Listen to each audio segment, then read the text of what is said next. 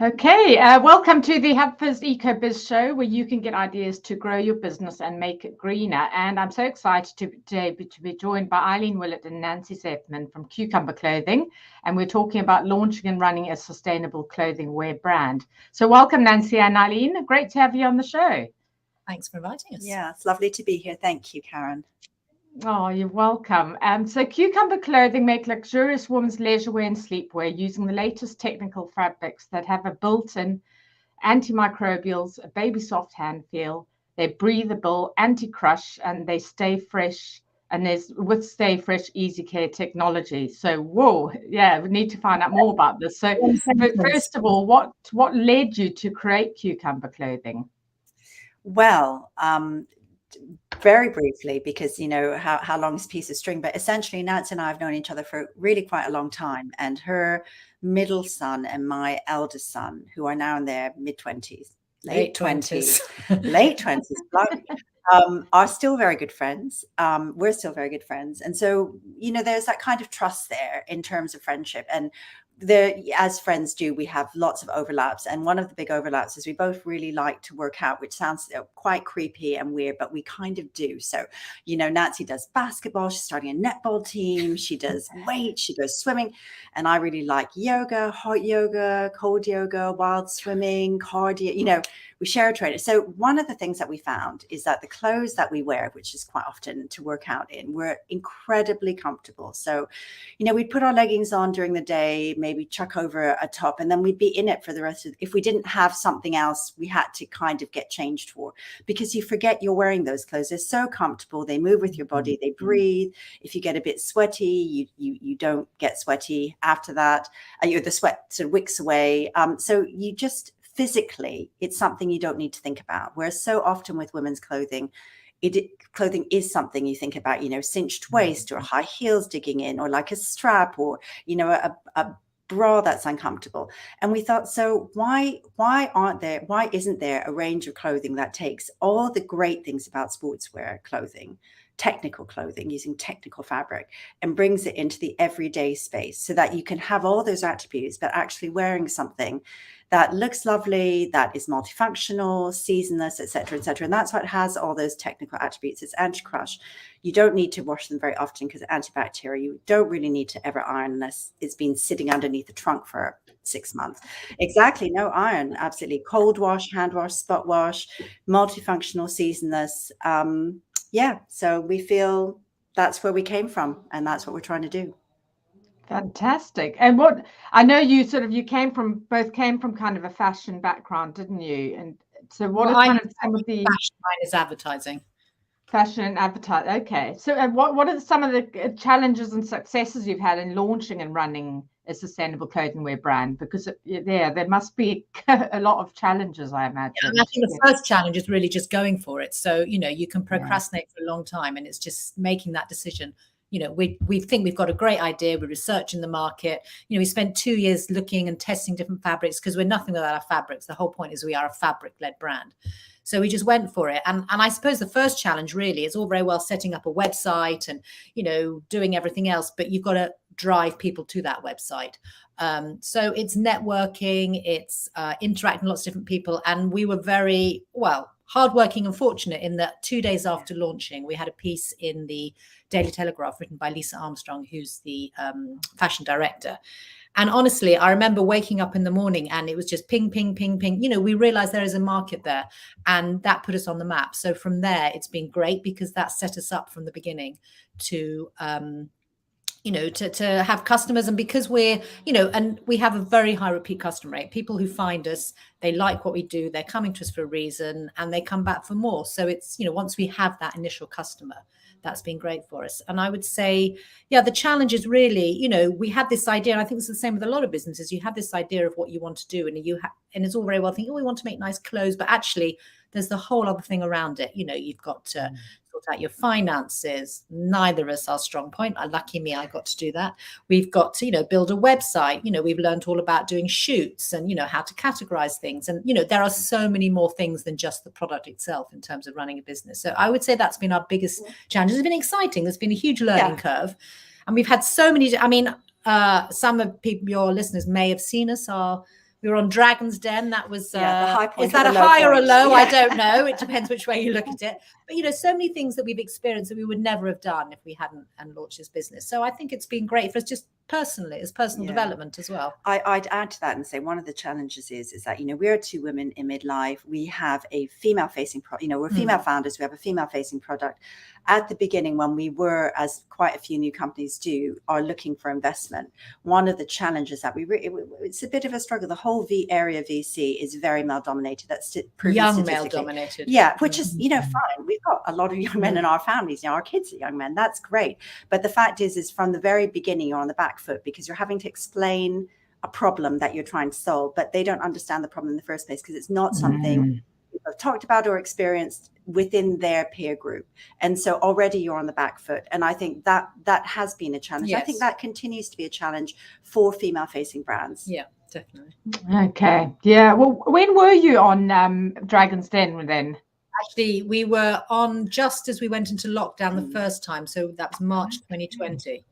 And because of lockdown and they couldn't do lots of new programming, we've been on several times. It's been on repeat. Oh, I'll definitely have to try and catch that then. Yeah, I think. Yeah, I think when you do that, they literally you sign your life away. So you know you're in there for an hour and a half, and they edit it for 10 minutes good TV. But hey, it was fine. Right. So you've gone and done it yourself then, without their help and on your own.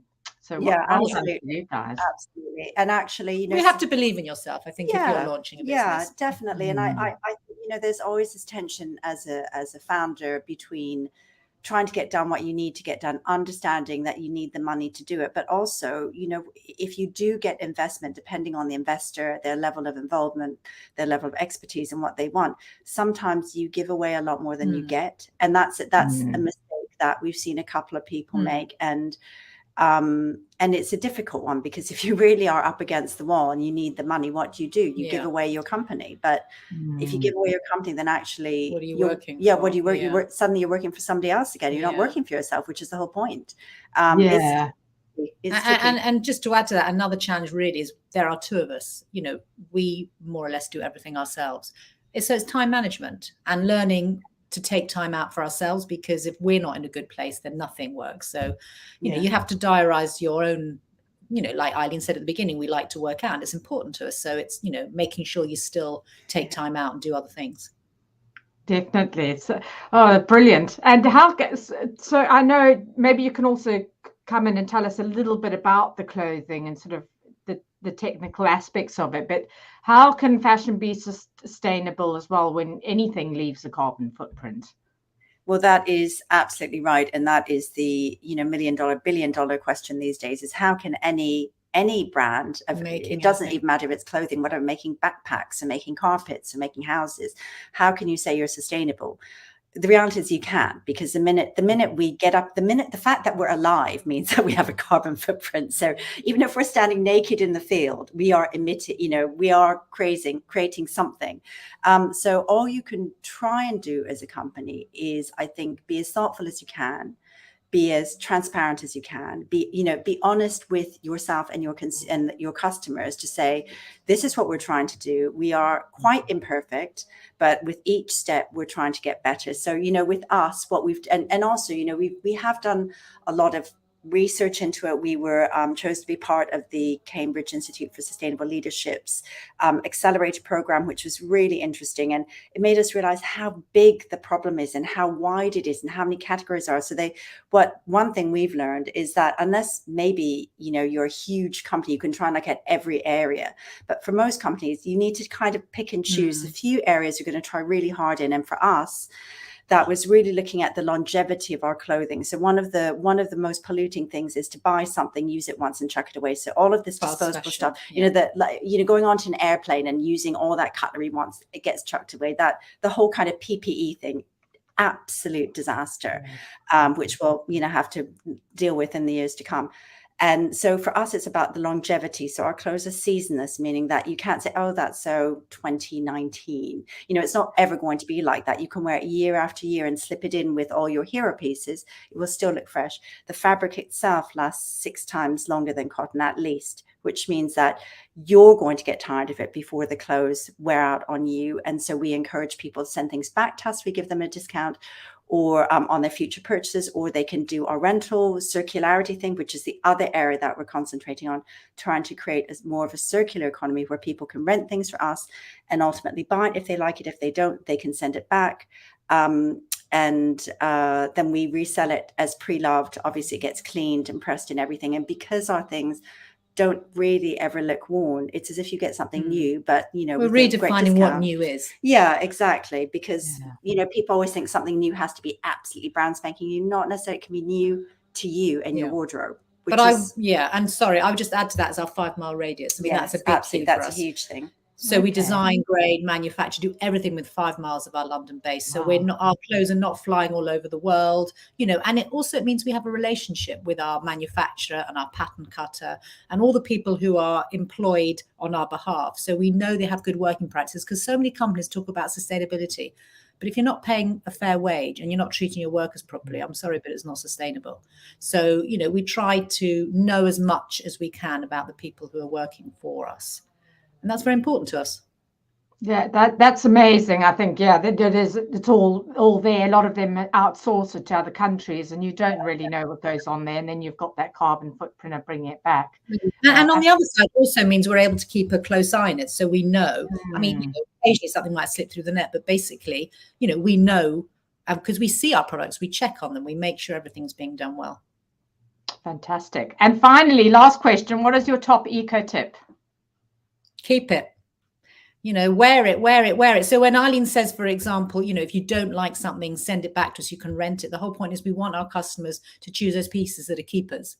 We want them to not buy something that sits in the back of their wardrobe and doesn't get worn. If that's the case, send it back to us, because people make mistakes or they change their mind or colors, whatever. Send it back to us and get something else, or, just keep and wear. I mean, in terms of clothing, that's got to be it. Yeah, no landfill. Use as long as possible, give it to a friend for somebody else to enjoy it as their new piece. Or repurpose it. Repurpose it to something else. Rag rugs, that's where they started from. People were using smaller and smaller pieces until finally they made them into rugs. And I think that's the way forward, really. Definitely. Oh, wonderful. Yeah, I know a lot of people who do that, sort of upcycle materials into bags and purses and different things. So I think that's amazing, and is a way forward. And I've been to a couple of I think they're called swish parties, where you take along 7 items of clothing and everyone does the same, and then you can swap. Nice. Okay. Yeah, so you get a whole new wardrobe, which is or half a wardrobe. It depends how big your wardrobe is, but some amazing ideas about that kind of swap and rental clothing market. So anyway, time to wrap up, but I know it's been so amazing, and I wish we had much longer. I'll probably have to get you on one of my other shows that I do, which is 30 minutes, so we can go into a lot more detail with this. So people can find you at cucumberclothing.com. Yeah, that's correct. Yeah, and I guess you're on Instagram as well, aren't you? Instagram, Absolutely. Facebook, LinkedIn, Twitter. Yeah, we're everywhere. You can't escape us. Okay, fantastic. And also to all you, everyone who's listening and watching the replay later, that both Nancy and Eileen have offered an amazing deal.